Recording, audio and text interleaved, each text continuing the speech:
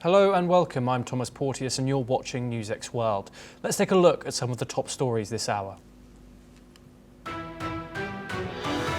than 500 people have been killed in southern Syria's Swida province after days of heavy clashes. A war monitor says the dead include Druze fighters, civilians, Bedouin tribesmen and dozens of Syrian troops. Israeli airstrikes killed 22 in Gaza, including 2 at a church frequently mentioned by Pope Francis. Among the dead were aid truck guards, as ceasefire talks in Doha showed little progress. Torrential monsoon rains have killed 54 people in Pakistan in a single day, bringing the season's death toll to nearly 180. Hundreds were evacuated from flooded villages in Punjab as homes collapsed and rivers overflowed. Moscow condemned Israel's airstrikes on Syria, calling them a gross violation of the country's sovereignty and international law. Russia's foreign ministry issued a statement saying the attacks deserve strong condemnation and called for respect of Syria's territorial integrity. A new US assessment has found that American strikes in June destroyed just 1 of 3 targeted Iranian nuclear sites, NBC News reported today. Furthermore, President Donald Trump reportedly rejected a broader military plan that would have involved weeks of strikes on Iran's nuclear program. Russia has reportedly handed over the bodies of 1,000 dead soldiers back to Kiev, according to negotiators. It comes amid continued calls for peace in a war that has seen intensified strikes reported by both sides.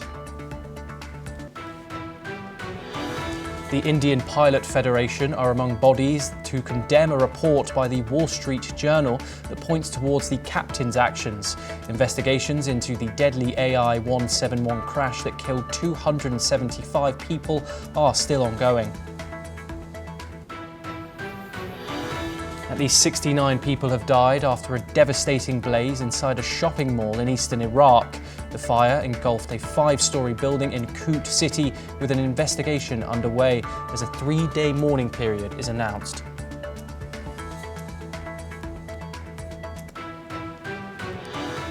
Now we start in Europe as Trump's push for peace between Russia and Ukraine. The US president's 50-day ultimatum has not pleased Russia. Russian Foreign Ministry spokeswoman has in fact said that it is a signal to continue slaughter in Ukraine. While reiterating its stance on the war with Ukraine, its foreign ministry has also said that it will take all necessary steps to protect its country. Spokeswoman Maria Zakharova has said that in such circumstances, need to fulfill aims of operations in Ukraine only increases. Further reacting to US President Donald Trump's push for peace between the two countries, Russia has said that it does not accept threats. President Vladimir Putin has declared repeatedly that any peace deal should see Ukraine withdraw from the 4 regions that Russia annexed in September of 2022, but never fully captured. He also wants Ukraine to renounce its bid to join NATO and accept strict limits on its armed forces, demanding Kiev and its Western allies have rejected. We're now joined by Eric Wahlberg, who is a political analyst. He joins us live from Toronto, Canada. Eric, thank you very much for joining us on the programme. Eric, what do you make of the Russian ministry's response to Donald Trump's 50-day ultimatum? Quite extremely harsh language coming out of Moscow. What are your thoughts, Eric? Well, it's an obvious response. I don't know what is going through Trump's mind. He is an infant. He's infantile thinking, that he thinks that he's all powerful, just like a baby thinks it's all powerful. It sees the world as owing him something. So that's how he reacts, and he only can react with threats and with bizarre, irrational statements. He's telling Zelensky, bomb Moscow and St. Petersburg. That's the way we'll get Russia to the negotiating table. Well, this is not, he doesn't understand that this is a war. that it's a war between two countries that are far away from America. They've got nothing to do with America, it needs to be resolved through their mutual negotiations. What he's doing is he's pushing the U.S. back into the center of the conflict, which is what Biden did. And Trump, right from the start, he very loudly said, "This is Biden's war. I'm going to end it as soon as I get into power." And what's he doing? He's just continuing Biden's war. So it's really it's frightening to think that this is the person that controls the fate of the world. He doesn't seem to realize that it is a war.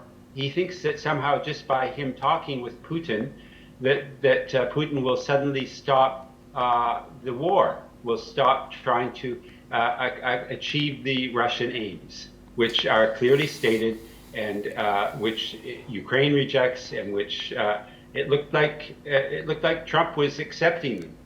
For the first month or two, he was saying, "Yes, you're right. Ukraine should not be in NATO. Yes, you've got Crimea is clearly part of Russia. We can negotiate over the remaining issues." That's gone out the window. Now it's basically Trump backing Zelensky's extreme position of basically total defeat of Russia. So I don't know what Trump thinks he can shake his fist and that Russia will comply, and Russia's not doing that. Russia's saying no. If you really if you believe what you're saying, then all you're doing is making us fight harder and faster to end this war as soon as possible, before you build up Ukraine again, and before you get involved directly, before this becomes a nuclear war. So Trump is actually bringing about the opposite of what he wants. He wants Russia just to back off and to say, "Uncle." And Russia's saying, "Sorry, we're going to finish what we started." Eric, this leads me quite well to the next question. These words used by the Russian military spokeswoman, it's a signal to continuous slaughter in Ukraine. It counters Donald Trump's rhetoric. He was often praised, actually, for saying that in regards to this war, he wanted people to stop dying on both sides. Obviously, we can't speculate here. No one knows what's going on in Donald Trump's head. However, how do you might think Donald Trump and his administration will take this statement? There's an excessive deaths. Yes, Trump talks about wanting to end the killing. Well, no one can that's looking at Trump and what he does can have any illusions that he cares about how many people die. He's been bombing Iran, bombing Somalia, providing all these weapons to Ukraine to kill Russians. And of course, Russia is killing Ukrainians. That's a shame. But in fact, Trump is also under the illusion that Russia's losses are greater than Ukrainian losses. But in fact, it's the exact opposite. Probably for every Russian that dies, probably the estimates are 5 to 10 Ukrainians. That the imbalance. Of course, Russia's the dominant power here. It's got air superiority, so it's got a lot more troops. So of course, it's killing more Ukrainians than Ukrainians are killing Russians. So this idea that Russia is just make it suffer a bit more and it will stop. I mean, that's not the logic. That's not the situation. It's actually Ukraine that's suffering far more, and it's just a delusional leadership in Ukraine that is pursuing this war at this point. I'm sure that the majority of Ukrainians, in fact, a poll that was done sometime in the last 2 years made it clear that the majority of Ukrainians want negotiation. They want the war to stop, negotiate. They don't want the war to continue. And also Ukrainians are actually telling on Facebook and on social media, they're telling Russians where the recruitment centers are, and they're pleading with Russia to bomb the recruitment centers so that this will slow down the kidnapping and recruitment of unwilling Ukrainians. No one wants to sign up, so they have to take people from the street and drag them forcibly. So I don't know if Trump does. Maybe I don't think he really reads much. He just gets information secondhand or from Fox media, which just feeds his narrative and doesn't show the actual facts on the ground. So it's a very Eric, frightening. Yes. Let me rephrase my question. Critics often believe that in some way Vladimir Putin was in a way seducing Donald Trump. Many people point to these direct leader-to-leader phone calls, things that didn't happen under the Biden administration. Donald Trump also expressed his anger over his Truth Social posts in his press conferences that he gave on Air Force One. Do you think this time of Vladimir Putin, the Russian president, as critics would say, seducing Donald Trump, is over? Do you think that Putin has played all of his cards in regards to that? Well, Putin, this is Western media hype that you're quoting, and this is not the case. Putin is just being very clear. If you look at his statements after these phone calls, Trump initiated the phone calls. It's not Putin phoning Trump and trying to seduce him. It's Trump trying to seduce Putin. Trump is a narcissistic, infantile character who thinks that he can just say something and smile and that people will be seduced and will do what he says. And he doesn't understand the history, he doesn't understand the decades of difficulties post-1990, the collapse of Soviet Union, how Russia's really risen from a very weak position. So Russia is on the up, and its economy is in good. Well, it's in adequate shape. It's not suffering from all of they prepared for the eventualities that they're getting us. So this idea that Putin is seducing somebody is really just nonsense. And this idea that Trump can now seduce Russia's allies into abandoning it, that's another complete myth. China, India, to try and to threaten them with 500% tariffs. Yes. All Trump's doing is laying down the gauntlet to BRICS, saying if you don't do what I want, you're going to be down. But the BRICS have already alternative payment mechanisms. They have strong relations. They have supply lines. I think that this will be the end of the U.S. in a sense, because BRICS is not going to just back down and obey Trump. Yes. Eric Wahlberg, thank you very much for joining us on the program and for your insight. For our next story, we head to the Middle East, where Israeli Prime Minister Benjamin Netanyahu reaffirmed Israel's commitment to protecting its interests and regional stability, focusing on two main goals: the demilitarization of the area south of Damascus and the protection of the Druze community in the Druze mountains. Netanyahu explained that these objectives were violated by the Syrian regime, prompting Israel to act. The Israeli Defense Forces launched airstrikes on Syrian military targets, including a Ministry of Defense building in Damascus, in response to attacks on the Druze population. This led to a ceasefire and the withdrawal of the Syrian forces. Netanyahu emphasized Israel's stance on not tolerating further military activity south of Damascus or harm to the Druze community. He also shared a message from Sheikh Mowassaf Tarif leader of Israel's Druze community, who called for Israel's help. Netanyahu confirmed Israel's commitment to protecting its people and allies. Let's in fact listen to what Israeli Prime Minister Netanyahu had to say. עוז המרחב דרומית לדמשק, מהגולן ועד אזור הר הדרוזים. זה קו אחד. הקו השני, שמירה על האחים של האחים שלנו, הדרוזים בהר הדרוזים. שני הדברים האלה הופרו על ידי המשטר בדמשק. הוא שלח צבא דרומית לדמשק, לתוך האזור שצריך להיות מפורז, והוא התחיל לטבוח בדרוזים. את זה לא יכולנו לקבל בשום צורה. ולכן הנחיתי את צה"ל לפעול ולפעול בעוצמה. חיל האוויר תקף גם את כנופיות הרצח וגם את הרק"ם, והוספתי יד גם לתקוף בדמשק את משרד הביטחון. בתוצאה מהפעילות העצומה הזאת השתררה הפסקת אש, והכוחות הסורים נסוגו חזרה לדמשק. זה חשוב, זה הפסקת אש שהושגה מתוך עוצמה. לא מתוך בקשות, לא מתוך תכנונים, מתוך עוצמה.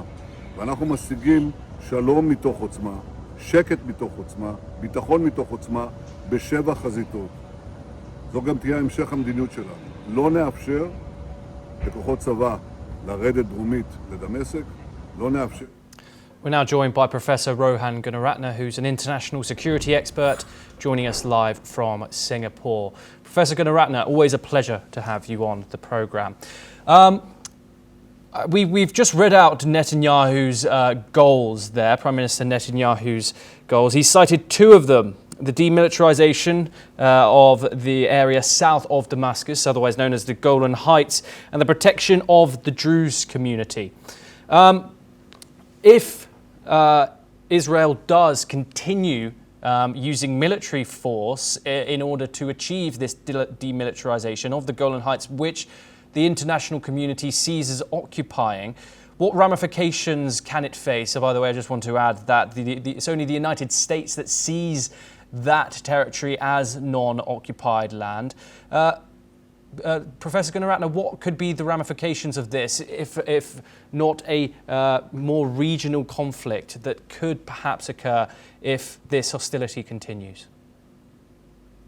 Israel's policy has been to neutralize any threat to Israel.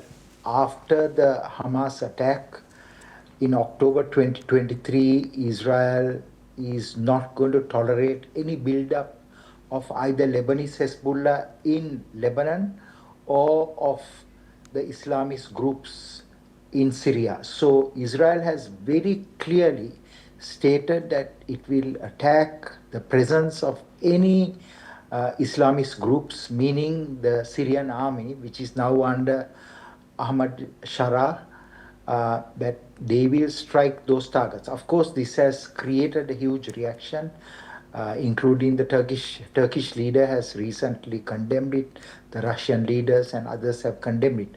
But Israel's policy is no build-up of activity that poses a threat to Israel. But Israel has two other imperatives. One is the Druze. They want to protect the Druze south of Damascus because Druze are very loyal to Israel. Second is within the Israeli army there's a big Druze community, and they were very uneasy about the slaughter, the massacre of Druze south of Damascus by Ahmad al-Shara's troops. So similarly, we have seen atrocities against the Kurds, against the Shia or the Alawites and the Christians in Syria. So this time Israel preempted such a massacre, although about 600 Druze may have died during the last week. So Israel's policy is don't harm the Druze. If you harm them, we will bomb you. That is Israel's message. Professor Gunaratne, thank you very much. You are staying with us to discuss a related development. Turkish President Erdogan has voiced strong support for Syria in a phone call with Syrian official Farouk al-Shara, condemning Israeli attacks as unacceptable and a threat to the entire region. According to the Turkish presidency, Erdogan emphasised that Turkey stands with Syria amid escalating regional tensions. The call marks a rare moment of solidarity between Ankara and Damascus as concerns grow over the broader fallout of Israeli military actions in Syria. We're now once again joined by Professor Gunaratne. Professor Gunaratne, what does Erdogan's public support for Syria signal about Turkey's strategic priorities in the region since these hostilities have escalated? Turkey is an ally of Syria, and Turkey will continue to support Ahmad al-Shara. What is important for Turkey is to engage Ahmad al-Shara, the de facto president of Syria, and tell him not to send his troops to the areas where Druze are, because his troops are largely Hayat Tahrir al-Sham, which is a very notorious Islamist group, and that group emerged from ISIS. So what is important is, if Syria wants peace with Israel, do not send Islamists or those militias to the Druze area. Of course, President Erdogan is a very powerful leader, and he can play a very important role in persuading Ahmad al-Shara to ensure that the Druze are protected and not a single Druze, a member of the Druze community, is humiliated, slaughtered, and they are not harassed, because Druze are not bad people. They are very good people. They are a community we all have to protect, like the Yazidis of Iraq or the Maronites in Lebanon, and now of course the Druze in Syria. We have to protect them because these are minorities, and the international community should ensure that Syria does not harm the minorities, whether they are Alawites, Christians, Kurds, or the Druze in Syria. Professor Rohan Gunaratne, thank you very much. Always a pleasure to have you on the programme. Now let's move over to the tech world, where Meta CEO Mark Zuckerberg, along with current and former company directors and officers, including Sheryl Sandberg and Mark Andreessen, has reached a surprise settlement in a shareholder lawsuit seeking $8 billion over repeated Facebook user privacy violations. The agreement came today, just as the trial entered its second day in Delaware's Court of Chancery. While the exact terms weren't disclosed, plaintiffs had aimed to make the 11 defendants personally liable for the billions Meta paid in regulatory fines, including a record $5 billion penalty by the US Federal Trade Commission in 2019 for failing to protect user data. The case stemmed from the notorious Cambridge Analytica scandal, which saw the private data from millions of Facebook users accessed by the now defunct political firm during Donald Trump's 2016 campaign. Shareholders argued that Meta's leadership knowingly allowed Facebook to operate as what they described as an illegal data harvesting operation, violating a 2012 agreement with the FTC. Zuckerberg and Sandberg were both scheduled to testify next week, alongside Meta board members like Peter Thiel and Netflix co-founder Reed Hastings. But with the settlement reached, the trial was abruptly adjourned. The company itself was not a defendant in the case. On its website, Meta has claimed to have invested billions in user privacy safeguards since 2019. We're now joined by Somraj Bhattacharjee, who is an AI and market strategist expert. He joins us live from New Delhi. Thank you very much, Somraj, for joining us on the programme. Somraj, how might this settlement impact Meta's stock performance and investor confidence in the short and medium term? Yes, so thank you for having me. Of course. It's a very valid point, because the background to this whole case was the precedence of privacy. Meta's entire stock portfolio and investor confidence came from the fact that, as you said, back in 2012, Meta, back then it was called Facebook, had promised that data being collected from various sources would remain secure. And that was one of the main reasons, growing investor pressure, that led to the executives being held personally accountable for these corporate privacy failures. With this settlement, it is expected that the stock markets will show a lot more confidence in their abilities, but it is a wait and watch scenario till further developments happen in this Delaware case resolution. Because at the end of the day, as long as the case is solved, it is good for the investors, but somewhere down the line, accountability does come back to bite. And corporate governance is something that Meta needs to really think seriously about. Somraj Bhattacharya, I'm so sorry we have run out of time. Thank you very much for joining us and for your insight on that. We now move on as G20 finance ministers meet in Durban to host South Africa, urged member nations to show global leadership amid rising trade tensions and looming tariff threats from President Trump. Finance Minister Enoch Godongwana urged for unity under the banner of solidarity, equality, sustainability, highlighting issues like climate funding and high capital costs. But with key absences, including US Treasury Secretary Scott Bessent, doubts remain over the group's ability to act cohesively. The G20's influence is further challenged by geopolitical rifts and non-binding commitments. Let's listen in to what South Africa's Finance Minister Enoch Godongwana had to say. It's at a time of a fragile global economic growth, while inflation is gradually moderating and financial conditions have started to stabilize in some regions. Uncertainty continues to weigh heavily on global growth prospects. Rising trade barriers, persistent global imbalances, and new geopolitical risks are significant concerns. At the same time, climate-related shocks and extreme weather events are increasing in frequency and severity worldwide, impacting lives, livelihoods, and macroeconomic stability.